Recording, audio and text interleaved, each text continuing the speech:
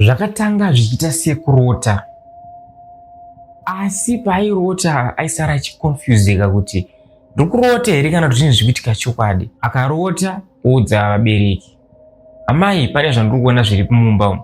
Amai pavanobuda voona mumba hamuna chinhu, mumba makavharwa madhoo. Kusvika vanhu vepamba vakazenge vakufunga kuti uyu mwana uyu anogona ane spirit yeuroi. Until this day, paakazomuka rimwe zuva atirega ndiende panze ndinde ndinozvibatsira, akamuka achinovhura dhoo, zvaakasangana nazvo zvakamutyisa. Kubva ipapo akaita 3 to 4 months asingakwanisi kutaura.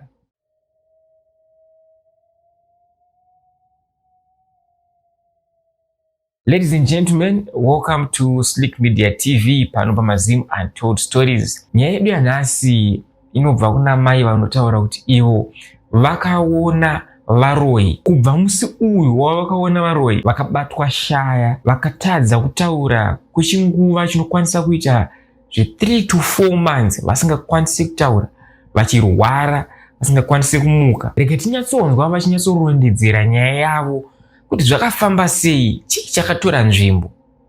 Ndingati nyaya yangu yakamira yakadai so. Kukura kwangu hamene zvaingoitika mulife mangu kubva ndichikura. Saka inini ndaigara kwaMutoko namama vangu. So ndaiti kana ndakarara zvezve ndairota ndichiita kunge munhu ari kuwira mugomba rinenge rakasviba. Saka pandaenda kudzika pasi ndipo ndatanga kubhururuka ndichidzoka bheki, ndichidzoka kubuda mugomba mwemwe. Saka zvese izvo zvaigara zvichingoitika mazuva ekutanga. Saka ndakazoti umwe musi ndakarara ndomva ndaona dhoo rakashama, dhoo repadhining rakashama. Pabedroom pedu pasina dhoo, paine curtain time yacho iyoyo. Saka ndakatoona curtain riri rakatopetwa rakatoiswa pasaidhi, ndichitoona kuti iro gomo iro, because kwataigara pari padhuze nemakomo kwaMutoko kwainzi kwaMazengera ndokwandaigara. Saka zvinhu izvo zvaigara zvichiitika, tichingoti dzimweni dzenguva kana ndakarara ndikasimudza musoro ndoona dhoo rakashama, kana kuti ndinonzwa mumba medu mudhainingi muchiita kunge muri kutambwa rure nevana. Saka zvese izvozvo ndaiti ndikaudza mama vangu mazuva ekutanga, ndembva ndavamutsa ndoti mama endai munovhara dhoo rakashama, oro mama pane vanhu vari kuita rure mudhainingi. Saka vaiti vakamuka kuda kunovhara dhoo, vaiona dhoo rakavharwa, votanga kundituka kuti uri kuti dhoo rakashama asi unoroya, dhoo rakavharwa. Ndati aiwa mama, ndikuona dhoo rakaita sei, dhoo rakashama. Saka zvakagara zvichiitika izvozvo, zvichingoitika almost every day. Pandinorara ndogona kuona dhoo rakashama, kana kuti ndichiona panze, mavisions, ndichiona panze vanhu vakazara vachitamba payadhi vasina kupfeka, but ndiri mumba ndakatorara pamubhedha namama. So gore iroro mama vangu vakanga vakarima zvisingaiti. Gore iroro vakarima, vakanga vaine nzungu, yange iri nguva yekukohwa nzungu, vanga vakarima. Saka vakanga vakarima, vakanga vakatanhaura nzungu dzavo vakadzisa pavheranda. Vheranda rido ranga riri hombe. Saka masaga enzungu akanga akaturikidzaniswa dzakatanhaurwa dzedzi dzakaiswa pavheranda. Saka musi iwoyo ini ndakanzwa wiwi usiku. Mama wangu akanga ane mutemo wekuti hakuna bhaketi rinorara mumba rewiwi, uchapa. Saka taitobuda panze. Saka pandakanzwa wiwi ndakati rega ndibude chi? Rega ndibude panze. Ndobva ndamuka ndobva ndandokinyira dhoo repadhining. Ndichingonovhura dhoo kudai, ndakaona zvinoshamisa. Ndakabva ndatongozviita wiwi ndakamira padhoo ipapo. Ndakaona vanhu vaidya nzungu dzamama, varume, madhara, majena ndebvu, twana tudiki tumwe twaigara, but vese vanhu vakanga vari ipapo vanga vasina kupfeka. Saka teme yandakavhura dhoo, vanhu vese vaivepo vachidya nzungu vakambva vanditarisa. Saka ndine vanhu vandakatoona ipapo vandakaziva kuti ava ndisekuru nhingi wepapapo, ava ndibaba nhingi, ava ndimai nhingi nemwana wavo mucheche wavanoyamwisa. Saka ndine vamwe vanhu vandakatoziva ipapo, ndofunga vanosvika kuma7. Ndikatoshamiswa nazvo kuti saka nenyaya yekutya manje nekupanika, ndakava ndatongozviitira wiwi ipapo, ndobva ndatongovhara dhoo, ndobva ndakhiya, ndobva ndatofamba ndichidzokera kubedroom, ndobva ndangosvikopinda magumbezi. Tena ndakapinda magumbezi iyoyo, ndakava ndatanga kunzwa kupindwa nechando, kuita kunge munhu auda kubatwa neflu like. Saka kuti ndimutse mama ndivaudze kuti mama, nzungu dziri kudyirwa panze nevanhu vasina kupfeka. Ndakatya bhozi mama vangu vairova. Bhozi vakanga vambonditi unogara uchindimutsa uchinditi vharai dhoo, vharai dhoo, dhoo rakavharwa. Saka zvadaro ndarara kudaro, ndakangorara ndine chidokwa chekuti mangwana makuseni kuchiedza ndoda kunoona kuti nzungu dzedze dzachidyiwa nevanhu vasiya matete here enzungu. So ndamuka makuseni ndakatanga kumuka pamba, bosi ndaida kunoona kuti nzungu dzedze dzadyiwa vasiya matete enzungu here. Saka ndakamuka ndikakenyura dhoo, ndikabuda panze, ndikawana zvatakarara takaita takarongedza masaga edu, zvese nekusonwa, zvese zvazvanga zviri ndozvazviri. Hapana pari kumboratidza kuti nzungu dzadyiwa kana kuti pavhurwa masaga kana kuti paitwa sei. Zvese zviri correct, zviri right. Saka time iyoyo ndiri pakushamisika kuti ini ndakuona vanhu vachidya nzungu apa vasina kupfeka hembe, rega ndiudze mama. Saka mama wakambva wabuda padhoo. Time ndakada kushama muromo kuti nditi mama, voice rakamba rangopera. Voice rangu rakamba raita kunge voice raenda zvezve, handakwanisa kutaura. Kubva ipapo ndakanga ndatonge ndabatwa shaya zvezvo kutadza kutaura zvezve. From there ndakutonzwa fever, hameno zvandakunzwa, hameno shaya dzangu dzabatwa idzi, ndakuita kunge munhu ane mahumunya. Shaya idzi handichagoni kana kutaura, dzakuita kunge dzikuita seiko, hameno zvandakatanga kunzwa ipapapo. Mama votonditi ko chii, taura kazvangoda kutaura. Handichitokwanisi kutaura, ndakutopa nemasaini kuti shaya dzangu dzaita sei, shaya dzangu dzabatwa. Ndakatozobva ipapo padhoo, handichatombokwanisi, vatondibata, ndakutopinda mumba kunorara. Saka ndofunga ndakagara mumba ndichirwara, ndo pandakatanga kutonzwa, pandakatanga kutorwara ipapo, kurwara chaiko. Ndakarwara ndofunga almost 2 months ndisasaenda kuchikoro, ndichingogarirwa mumba, munongoziva kudhara mapositori akanga ari mashoma, vanhu vazhinji vaita zvemang'anga. Saka mumwe musi ndakatorara mumba, imwe friend yamama wangu yakambva yauya, ndobva yatonditi kuna mama, kwaiwa uri kuchengeta mwana asingatauri, hauzoti chii chakaitika pari, ko madii mamboenda kuchipatara nefriend yamama wangu yaya. Zvikanzi asi zveshuwa, zvinotodiko, hapana ngoro. Zvikanzi nefriend yamama wangu, ndokuperekedza, samwana mumbara, usagumbeze uise mumbara, tiende. Saka vakatomuka vakatondigezesa, kudya ndaisadya, ndaingorarama nemvura, ndaisakwanise kudya bhosi kuti ndikwanise kutsenga zvezve kana kuti kumedza, ndairwadziwa zvisingaiti. Saka ndakanga ndakuramba chikafu. Saka mama wangu nefriend yavo vakambva vandisa mumbara, ndombva watanga kundipusha. Saka kwataigara kwamazengera, taifanira kuenda kwakunonzi kwakatsukunya, ndokwakanga kuine kiriniki. Saka pane kamufambo, saka vakatanga kundipusha varumbara. Saka tirimo murodhi tichienda, vachienda neni kuchipatara kwekwe, pakambva pa next bus stop takaona pakamira vanhu. Saka vanhu vaivepa vakaona mama vachiuya nefriend yavo vachipusha bhara, vakambva vatoti baba vaivai vakambva vati ko muri kupusheko mbara, ndiani kwarwara.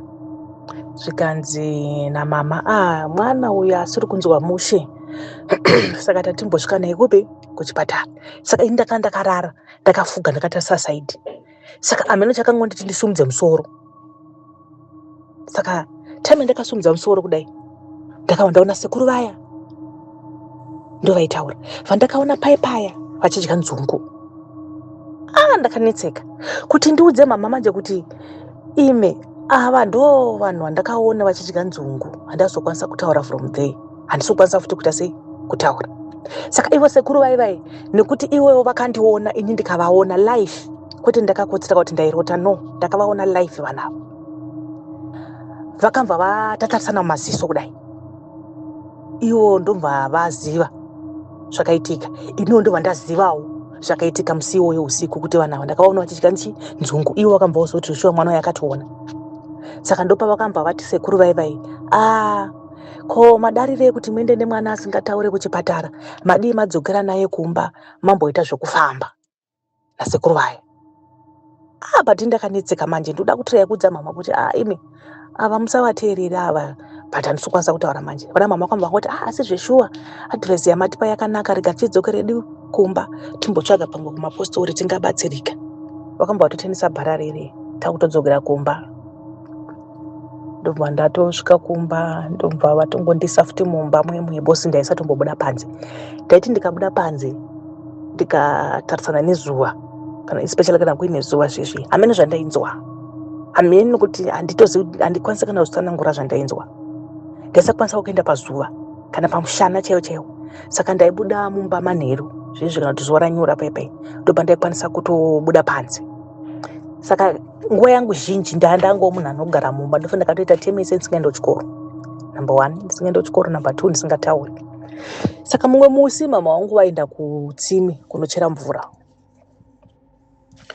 ndobva wasanganawo neumwe muprofita awo waingofambawo, aingoita zvokufamba zvakudhara zvemaprofita, aingofamba kachingoteedza nyika achienda achibatsira vanhu.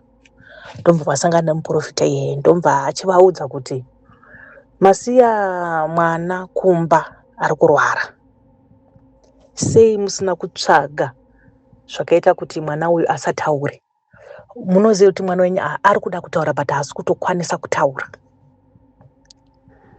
Saka mama wangu vakambva hanzi namama ndakava ndatongotena, ndakati aiwa chandei kumba kwacho vanozombopfuurira kuenda kumvura. Vakambva vatongotena, ndobva vadzoka nemuprofita uyo yapamba. Saka ndakangoona vakusvika nemuprofita uyo yapamba. Saka munin'ina wamama wangu ane chechi yaaipinda, yanga iri postori. Mubva panze nemuprofita uya panapa pada kuitwa choto, panapa idandaro revaroyi, ndo panosangana varoyi vese pano pamba penyu. Anobva kupi vanobva kupi vanosangana pano. Saka mwana uyu ane zvaakaona zvaaida kukuudzai, ndombva atadza kukuudzai. Asi kana akanga akutaura achakutsanangurirai zvaaiona kana kuti zvaakaona musi iwoyo. Zvakanzi okay. Saka zvadaro muprofita uya akambva ati rongai pungwe izvozvi, bhozi mwana uyu akaramba akadai so handisi kuona achirarama mwana iyeye. Kasiridzai, bhozi ndatoona almost 3 months ndiri mumba. Makarelaxa, maigona kutouraisa mwana bhozi papo ndandisadyi, ndandisaite sei, ndaita kunge munhu akamwiwa ropa, ndachenuruka. Ndobva muprofita ndombva atichitokasirai kuchiedzera pungwe. Saka pamba pedu pakazoitwa pungwe musi iwoyo. Paita pungwe, vanhu vari papungwe, ini kwaitonhora. Saka ndakanzi musambomirei nekumuunza panze, tichazomuda panze kana takuda kuchimubatsira nemuprofita uya. Saka mama vakatoti iwe mwanangu ndichazoya ndichikutora chimborara. Saka ndakaramba ndiri ndega mubhedroom mamama pambedha. Saka ndiri mumba imomo ndaitoona zvaiitika panze zvese, maprofita uya maprofita vachiita munamato yavo vari muyadhi, but kunze kweyadhi vanga vakakomberedzwa nevanhu vakanga vasina kupfeka vaivai. Ndichitovaona ndichitoshamisika kuti kosei maprofita aya asiri kuona vanhu vakakomberedza yadhi vasina kupfeka, bhozi vaita kunge vari kutoitawo yavo chechiwo vari kunze ikoko vakakomberedza yadhi yayo. Saka takazoti takwedza kuenda kuma 11-12 ndo pandakazotorwa mumba namama. Mubva wazonditi uya, ndauya kuzokutora. Ndobva watondibatirana nemunin'ina wamama wangu, ndobva taenda panze. Saka ndakasvogadzikwa pasenda. Ndakanamatirwa ndigoitwa seiko, ndigomwiswa chiko kuti shaya idzi dzidii, ndigotoviwa, ndigoitwa sei. Vakatambudzika vanhu musi iyoyo, vakatambura, maprofita akatambura, vanochema nemweya, vanodiko, but time iyoyo handakwanisa kutaura. But ini ndainzoti ndoda kutaura, ndoda kuvaudza zvinhu zvandakaona, ndoda kuvataurira zvinhu zvandakaona. Saka zvadaro dzakazoti dzakuenda kuma3 ndobva ndakatanga kuona kuti vanhu vaive vakuenda, vamwe vaidzika mumiti, bhozi ndaiti ndikasumudza musoro ndaitoona maziso emunhu kuti vanhu vakatotitarisa, vanhu vari mumiti. Asi kuti nditaure manje kuti onai pane vanhu vakatitarisa, ndaitadza. Saka dzakuenda kuma3 ndobva ndatanga kuona vanhu vaive vakuita sei, vakubva vakuenda kuma3 4 vanhu vaive vakubva vakuenda. Ndo pandakanzi nomuprofita ada kumumwisa mvura inodziya nechi handisi kuti yanga yakaiswa chii zvayo neudiki handizive. Time yandakamwiswa mvura ndo pandakatanga kuhetsira kutohetsira chaiko. Ndahetsira kudaro ndo paakandishedza nezita rangu, zvezvekundishedza zita kuti ningi. Saka pakahliza kekutanga ndakatadza kudera, kechi2 ndikatadza, kechi3 ndo pandakaenda dera. Maprofita ndo pakambafara akati ataura mwana. Ndo pakastorwa namama wangu nevakama wangu vakanga varipo pachechi ipapo, nemuprofita uya yambo apinda nesu mumba.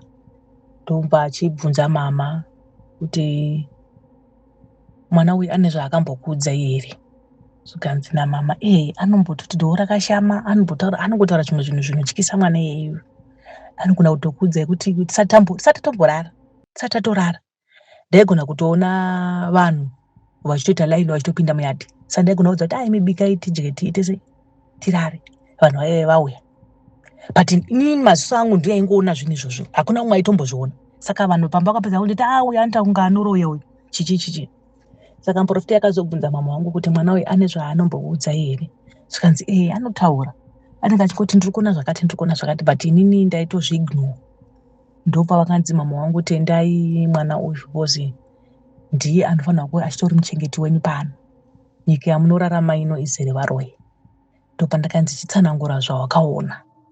Ndo pandakazotsanangurira vana mama nemuprofita uya kuti ndakaona vanhu vakashama vachidya nzungu, asi vanhu vacho vamwe vacho ndinotovaziva. Ende pachechi pano bozi vamwe vacho vaitori maneba. Pachechi ipapo vamwe vacho vaitoripo. Pachechi ipapo.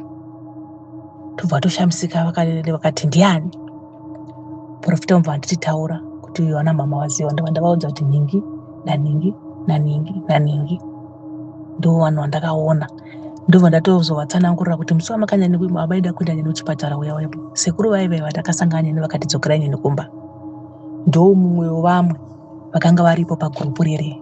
Zvakanzi wakatovaona vanhu ivavo, ndakati ndakavaona vasina kupfeka kana chii zvacho, vakashama. Vanhu ivavo mamwe machembere mazamu akarembera kunge achasvika muchiuno.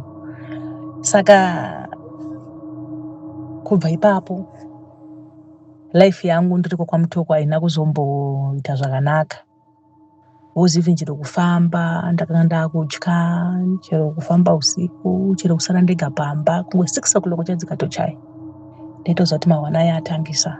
Ndine zvinhu zvandaiona, zvandaitadza kana dzimweni dzenguva kuudza vabereki bhozi. Zvimwe zvacho zvaityisa. Saka tinogona kufunga kuti zvimwe zvinhu hazviko tichirarama, especially varoyi variko ende ndakavaona life.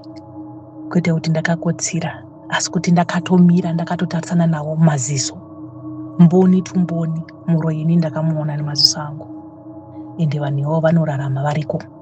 Ende vamwe vacho havasi vanhu vekure vatogona kufunga kuti unogona kuroyiwa nemunhu ari kubva kure. Vamwe maneiba chaivo, vavakidzani vedu. So ipapo vamwe vacho ngari vavakidzani vedu. Saka ndo nyaya yangu yandati ndishe nemi mukoma.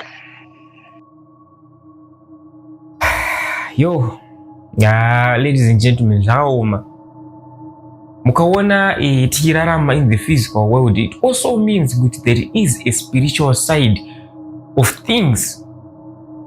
Vamwe ndo vanoti hazviko, vamwe vanoti zviriko. But chokwadi ndechekuti varoi kunze uku variko. Iyi nyaya inotyisa, iyi nyaya yandikatyamadza. Let me know what you think in the comment section. Munotiwo kudii? Kana wasvika kwese kunoku uchiona video redu, ndoda kukupa kutenda, ndodaiwa rangarirwa naShe shamwari. Mungoninyorerawo mu comment section ndodaiwa nhasi ndapedza video rese.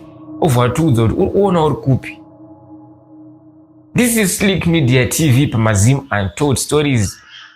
Kana une nyaya dzakada kudai so dzaunoti unofila kuti dzinoda kushewa nemhuri yeZimbabwe, saka unondibata pa 0777 448 050 0777 448 050. Until next time, kozvaza.